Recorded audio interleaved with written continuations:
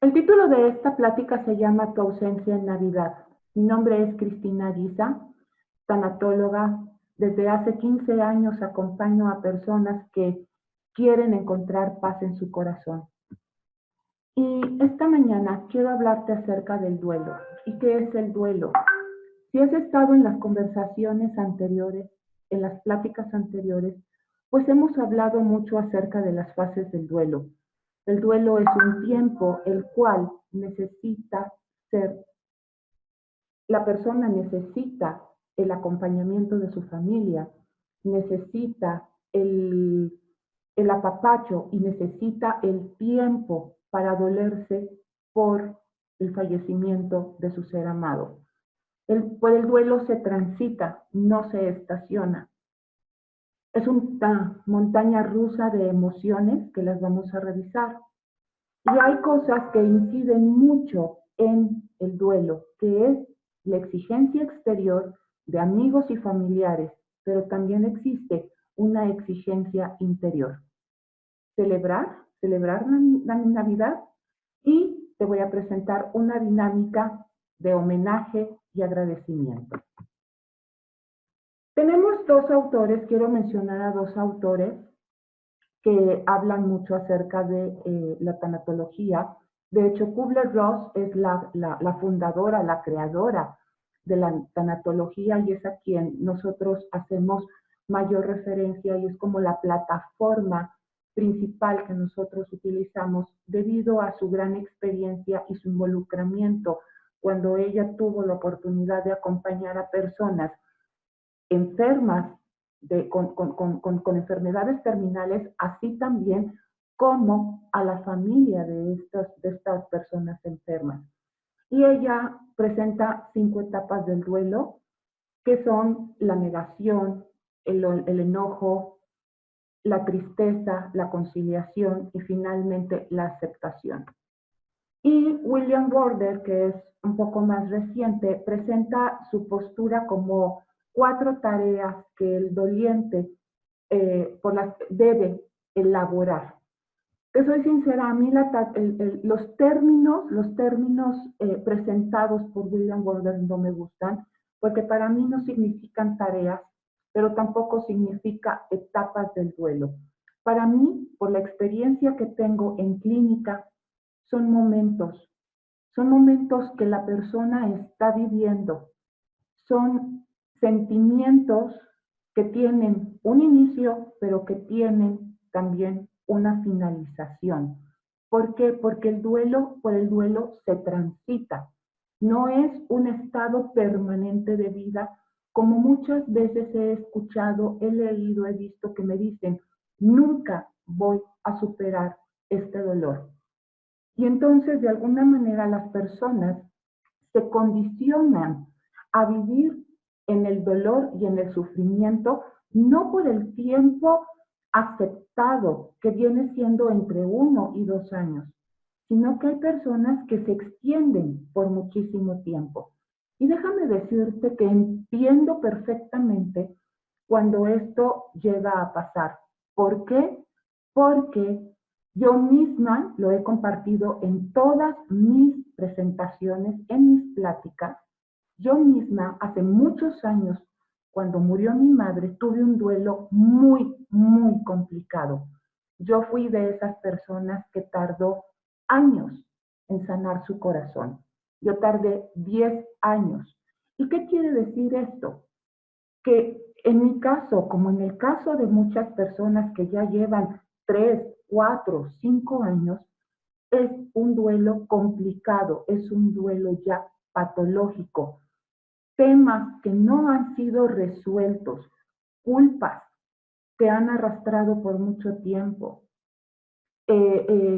relación familiar que no han podido sanar, personas con las que, de quienes esperaban el apoyo, la conciliación, el acercamiento, y el momento de que se da el fallecimiento, se queda todo ese enojo y esa ira, y se mezcla con el dolor de la pérdida, y eso complica el duelo. Cuando yo estudié, me di cuenta que yo no era ninguna persona extraña, única en el mundo, que había vivido lo que había vivido y sentido lo que había sentido.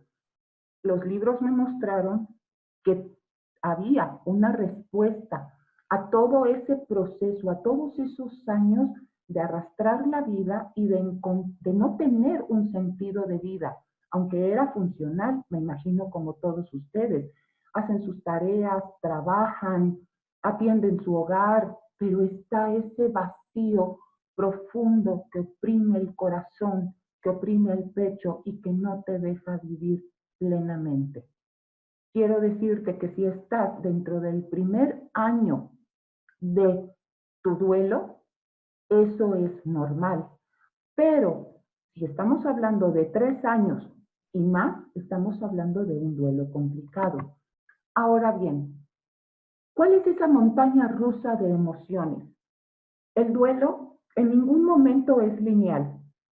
Todo esto que te estoy presentando, la negación, el enojo, la tristeza, este anhelo de la última vez, tal vez no tuviste oportunidad de despedirte de tu ser amado, se hace presente muchas veces en un solo día.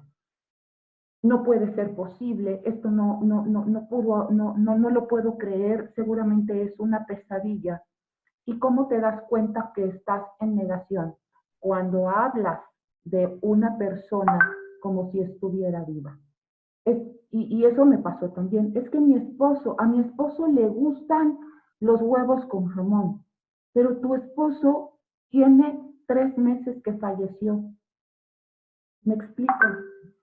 También está el enojo con la vida, con los médicos, con Dios, el enojo con un montón de las circunstancias mismas. Eso es parte del duelo. La tristeza, obviamente. Aquí quiero hacer énfasis. Muchas personas tienen la creencia que entre más se llora es porque se ama más y se suele juzgar a aquellas personas que no lloran y que no expresan su tristeza. Déjame decirte que cada persona tiene su duelo de forma personal. Cada quien lo vive diferente y el hecho de que alguien llore más no significa que ame más, o una persona que no esté llorando es porque ame menos. Cada quien lo vive de forma diferente. Nadie podemos juzgar el sentir de otra persona. Viene la parte de la conciliación y en esta parte de conciliación se mezcla mucho el tema de las culpas. Pude haber sido una mejor persona, pude haber sido mejor esposa o hija, pude haberle reñido menos, pude haberlo llevado con un doctor, con este doctor y no con este. Pude haber hecho, pero en la culpa lo que la detona es la propia tristeza. ¿Por qué? Porque nosotros somos los jueces más implacables con nosotros mismos. Y entonces, a la realidad que vives el día de hoy, volteas a ver al pasado y comienzas a juzgar a la persona que fuiste antes de que tu ser amado se fuera. Y entonces lo ves desde una perspectiva completamente diferente. Y entonces es en donde da lugar a la culpa. La culpa no te va a servir de nada. Para lo único que va a servir es para que tu duelo sea más profundo, más doloroso y más largo, más extenso. Y por último viene la aceptación, que siempre lo he dicho también. La palabra aceptación a mí no me agrada, sino que más bien es encontrar paz. Y la paz en el corazón es lo que da lugar a la aceptación. La aceptación involucra asumir la realidad de que tu ser amado no está contigo de manera física, pero sí está de una manera diferente, a través del recuerdo, a través de su legado, a través de todos esos momentos con los que conviviste con él, a través de muchas otras circunstancias. Pero eso, para llegar a ese punto, sí es un proceso y toma tiempo. Trabajar, elaborar las emociones. Esto es sumamente importante. Las emociones nos fueron dadas para ser expresadas. ¿Qué pasa cuando una persona reprime sus emociones? El cuerpo enferma.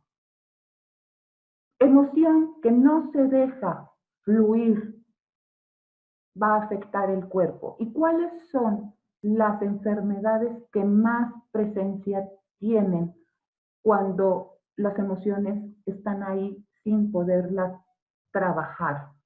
Dolores de cabeza, contracturas, gastritis, colitis, y si tú tienes padecimientos previos como hipertensión, diabetes o colitis previa, gastritis también previa, es tu estado de ánimo va a incidir en estas enfermedades y pueden tener un descontrol. Por eso es importante que si tú estás atravesando por el duelo, es necesario ir con tu médico tratante, explicarle lo que estás pasando, lo que estás viviendo, lo que estás sintiendo, para que él tenga atención especial y pueda regular tu medicación. Esto es muy, muy importante. La alimentación. La gente dice es que no tengo hambre. Sí o sí, hay que alimentarse. ¿Por qué? Porque es una parte importante para el bienestar de tu cuerpo, el cual mereces cuidar y sentirlo bien. Pero también esta parte de las emociones se mezcla un poco con un sistema de creencias. De repente dicen, es que yo no tengo que llorar porque no lo dejo descansar. Creencia popular, eso no es cierto. Ninguno de nosotros tenemos el poder de incidir en el descanso de una persona a través de lo que estamos sintiendo. Y entonces, ¿qué pasa? La persona se reprime y eso le enferma. Hay que aprender a vivir con la ausencia en algún momento, a resignificar la vida, a retomarla desde un punto diferente y llegar al momento en poder recordar con amor, pero sin dolor. Que si es posible, sí, sí es posible, pero es un proceso. Como te decía antes, no existen pastillas como la aspirina para un dolor de cabeza que te lo quiten en 20 minutos. El duelo tiene un tiempo y el tiempo dura entre 1 año a 2 años. Incluso podría llegar hasta 2 años y medio, pero se habla de transitar, no de quedarse estacionado en ese estado de dolor, que en lugar de dolor se convierte en sufrimiento. Y ahí ya estamos hablando de un duelo complicado. Pasados los meses, si la culpa está presente, siguen esos pensamientos de si yo hubiera sido, si yo hubiera hecho, si hubiera dicho, lo que pude hacer y no hice, lo que creo que pude haber hecho y no hice. Y entonces la tristeza, el dolor se prolongan y empieza a haber ausencia de vida. ¿Qué es ausencia de vida? No estar en tu presente y dejar de valorar a quienes tienes a tu alrededor, tu trabajo, tu hogar, tu salud, todo lo que el día de hoy tienes y con lo que estás viviendo, como si se nublara todo tu sentido alrededor y lo único que tiene el enfoque que le das es a la pérdida. Eso es ausencia de vida, es arrastrar los días con los pies y vivir sin sentido. Y yo creo que nadie merece eso. Exigencia exterior. Cuando ha pasado cierto tiempo, meses incluso, la gente externa te ve triste, te ve llorando de vez en cuando, y entonces empieza esa exigencia. Ya no llores, échale ganas, o sea, échale ganas, suena a grosería, ¿cómo se hace eso? Ya pasó tiempo y sigues llorando, ya suéltalo, ya supéralo. Y hay personas que te dicen, te invito, ven, vamos a hacer esto, vamos a hacer lo otro, para que no estés triste. Esa es una exigencia exterior que pesa mucho. Son frases bien intencionadas. No hago ninguna crítica al respecto. pero a nadie nos han enseñado cómo acompañar a una persona que está atravesando por el duelo. A nadie nos han enseñado cómo darle el soporte que necesita esa persona en esos momentos. Y si ya pasaron meses, a veces la amistad y la familia no entiende el dolor que estás sintiendo y comienzan esas frases. Es una necesidad propia de verte bien. Insisto, son buenas intenciones, pero eso no ayuda. Eso seguramente, en lugar de darte cierto consuelo, te molesta, te irrita y te sientes abandonada y te sientes sola y dices, es que yo no encuentro a alguien con quien yo pueda expresar lo que estoy sintiendo de una manera confiada y libre sin sentirme juzgada. Y entonces vas reprimiendo el dolor. El siguiente es la exigencia interior. Tengo, como si fuera una obligación, tengo que ser fuerte, tengo que salir adelante porque tengo hijos. Si sonrío me siento culpable y eso pasa también mucho. No importa cuánto tiempo tenga tu ser amado de haber fallecido. Habrá días en donde amaneces sintiéndote muy bien, sonríes, cantas, disfrutas, pero de repente dices, bueno, ¿y por qué me siento así si acaba de morir mi mamá, mi papá, mi esposo, mi hijo? Y yo estoy disfrutando. Y entonces tú misma atajas cortas ese sentimiento de bienestar que puede ser momentáneo, con un corto tiempo, pero es un respiro para tu alma. Y tú misma lo puedes cortar y decir, no, yo no tengo derecho a sentirme bien porque estoy en duelo, porque estoy atravesando por la pérdida de mi ser amado. No tengo derecho. Y eso no es verdad. Es importante que lo tengas presente. El otro punto es, si lloro mucho, me siento culpable. ¿Por qué? Porque viene este tema de la exigencia exterior o del sistema de creencias eh, familiares o populares. Me dicen que si lloro mucho, no lo dejo descansar. Que si lloro demasiado, él está aquí y no puede pasar a la luz, a donde tiene que estar. Y eso no es verdad. Y entonces ahí viene esa represión. Y el otro, entre muchos más que hay, solo te estoy presentando estos en este momento, no lloro porque no quiero molestar a los demás. ¿Y entonces qué? ¿Tu dolor no tiene significado? ¿No tiene importancia? Y entonces viene hacia afuera todo ese sentir de decir, es que siempre angustio a la familia o me dicen que ya no llore, no quiero molestar a los demás y empiezas a reprimirte. Todo eso es una exigencia interior. Déjame decirte que tienes toda la libertad de expresar tus emociones, de sentirte triste. Tienes derecho a llorar, tienes derecho a saber pedir qué es lo que necesitas, qué es lo que necesita tu corazón. Pero así como las otras personas no les enseñan, no nos han dicho cómo acompañar a una persona que transita por el duelo, tampoco a nosotros, a quienes hemos atravesado el duelo, a ti que en este momento estás transitando por el dolor de la pérdida, te han enseñado qué es y cómo pedir lo que necesitas. Y este punto es muy importante y lo voy a mencionar más adelante. Y entro al tema de Navidad. Celebrar.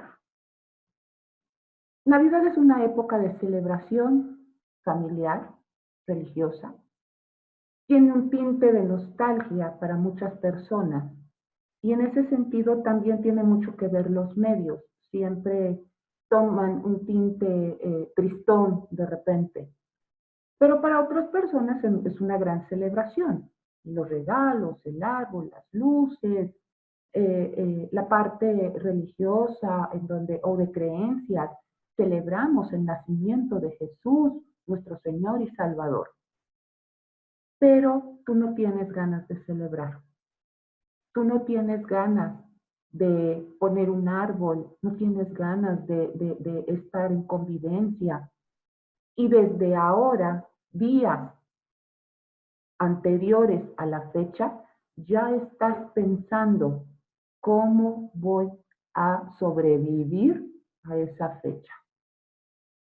¿Qué voy a hacer si desde ahorita ya me siento triste? Ese día va a ser muy, muy doloroso y muy pesado para mí. Y cuando tú declaras esto de forma verbal y lo estás pensando, estás anticipándote a un sufrimiento, no a un dolor, a un sufrimiento que en este momento no sabes cómo llegará y cómo llegarás a ese día. Hablamos de un día a la vez.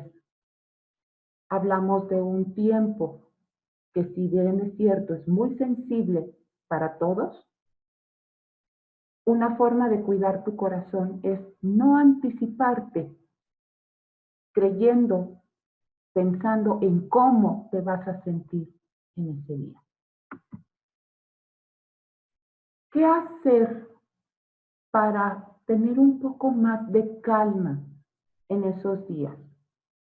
Te decía, no anticipes el sufrimiento. ¿A qué me refiero con tomar el control en la medida de lo posible? Planea lo que quieres hacer. ¿Qué te gustaría desde hoy en ese día? Puedes platicar con las personas que te rodean y decir, ese día no sé cómo me voy a sentir, no sé qué voy a hacer, pero estoy viviendo un día a la vez y quiero y necesito que se respete como tal. ¿En dónde quieres estar? El día de hoy puedes decir, yo no quiero estar en la reunión familiar, quiero estar acostada en mi cama y quiero ver televisión. Pero probablemente ese día tu ánimo cambie y cambies de opinión. ¿Y sabes qué? Es válido también. O viceversa. Dices, bueno, haré el esfuerzo de estar conviviendo con la familia, pero en el último momento no te sientes cómoda y dirás, prefiero retirarme. Eso es importante ponerlo con la familia antes de la celebración. ¿Qué esperas de las personas que te rodean? Como yo te dije hace un momento, hay que saber pedir, no autoexigirse y no hacer las cosas por compromiso.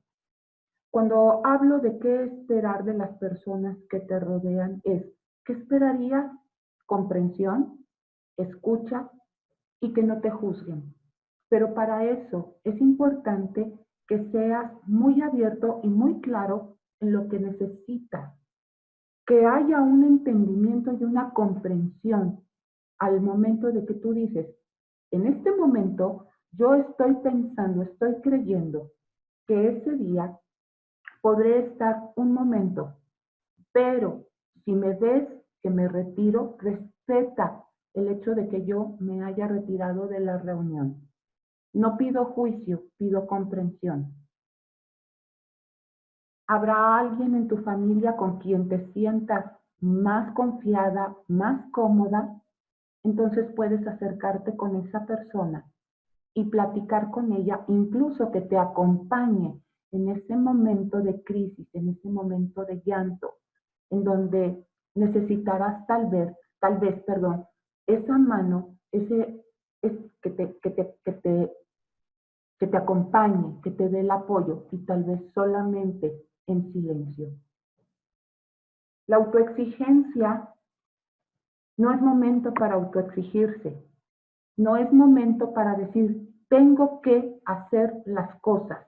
¿De acuerdo a quién? A la expectativa de las demás personas, y entonces, si es así, ¿en dónde quedas tú? Permítete tener el amor que necesita tu corazón para contigo misma.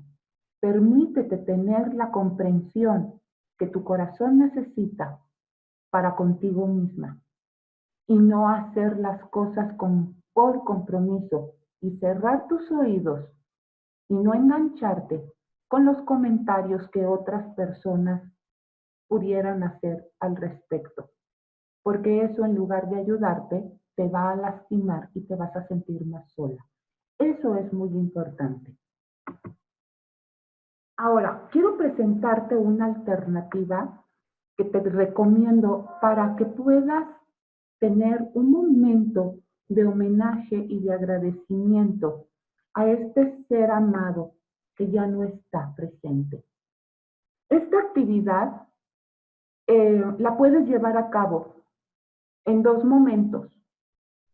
Uno, previo a la Nochebuena, previo a la noche de Navidad, o puedes llevarlo a cabo en el momento de la Nochebuena.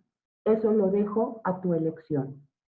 Es un momento para involucrar a esta persona que físicamente ya no está, pero que sí está presente en tu corazón.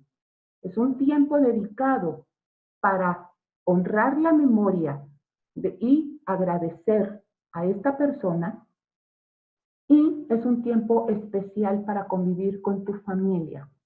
Y es un tiempo especial también para apreciar a quienes están en tu vida. ¿Y en qué consiste este tiempo? Vas a necesitar algunos materiales, que aquí te dejo la lista. Es una caja navideña, vas a hacer una caja navideña, o puede ser una canasta, de estas canastitas que venden ya muy arregladas, muy lindas. Puede ser el árbol, puedes utilizar el árbol de Navidad, y si no has puesto árbol de Navidad, con la caja está perfecto. Vas a necesitar papel lustre o cartulina, una pluma, clips o hilo. Y vas a hacer lo siguiente. En la caja navideña vas a colocar los agradecimientos que tienes para con tu ser amado. Vas a escribir, con la cartulina o con el papel lustre, vas a recortarlo en forma de esferita, y en la parte de atrás vas a escribir el agradecimiento que tienes para con tu ser amado. Cada miembro de la familia lo puede hacer. ¿Cuántas esferitas por persona? Las que sean. 2, 3, 5, una, no importa. Pero tiene que ser muy específico. ¿Qué es decir? Agradezco a mi padre el viaje que hicimos juntos a la playa. Y puedes contar la anécdota de ese viaje. Agradezco a mi madre eh, que el día que estaba muy triste llegó a mi recámara y platicó conmigo.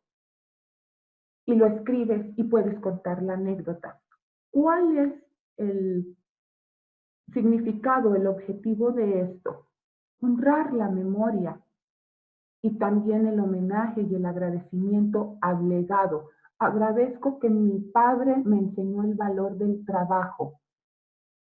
Y cada esfera la van a ir colocando en esa caja navideña, y obviamente va a haber un momento de lágrimas. No tiene nada de malo, es para poder desahogar el corazón, pero dentro de las anécdotas también va a haber momentos en donde hasta puede haber risas, y eso es muy liberador también, y eso es muy bueno. Es un momento para honrar la memoria, agradecer el legado. Esas esferas las vas a colocar dentro de esa caja navideña y las vas a colocar en el lugar donde tú prefieras en tu casa.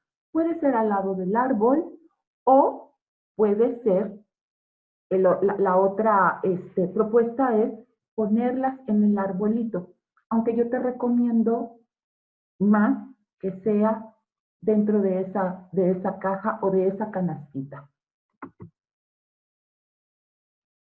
¿Cómo vas a honrar a las personas que están contigo en el árbol, con el clip y con el hilo? De igual forma, cada quien va a escribir el agradecimiento que tiene a los miembros de la familia que están presentes. Y esas esferas, igual, muy objetivo, nada general. O sea, no. Decir gracias por la vida, está bien, gracias por la vida, pero es como muy general. Tiene que ser con un momento específico y la anécdota relacionada con ese momento. Y esas esferas que tienen que ver con la familia presente, las vas a colocar en el árbol, como parte de la decoración que tengas ahí. Si no has puesto árbol, puedes asignar otra caja u otra canastita e irlas poniendo ahí. Esa es una forma de agradecer y de valorar la vida. Esa es una forma de hacer conciencia de quienes están a tu alrededor, apoyándose entre unos y otros, pero sobre todo amándose y están presentes. Esa es la manera en cómo poder llegar a ese momento de honrar la memoria de tu ser amado, pero de valorar la vida y de valorar a las personas que tienes a tu alrededor. Yo agradezco. Mi nombre es Cristina Ariza. Ya tienes mi correo electrónico. Si tú sientes que has atravesado demasiado tiempo por el dolor, o es muy profundo, o la culpa te está eh, atacando demasiado, te invito a que busques a un profesional para que te ayude a canalizar y a trabajar tus emociones, pero también a liberarte de esa culpa que lo único que hace es que tu duelo sea más profundo, más largo y más doloroso.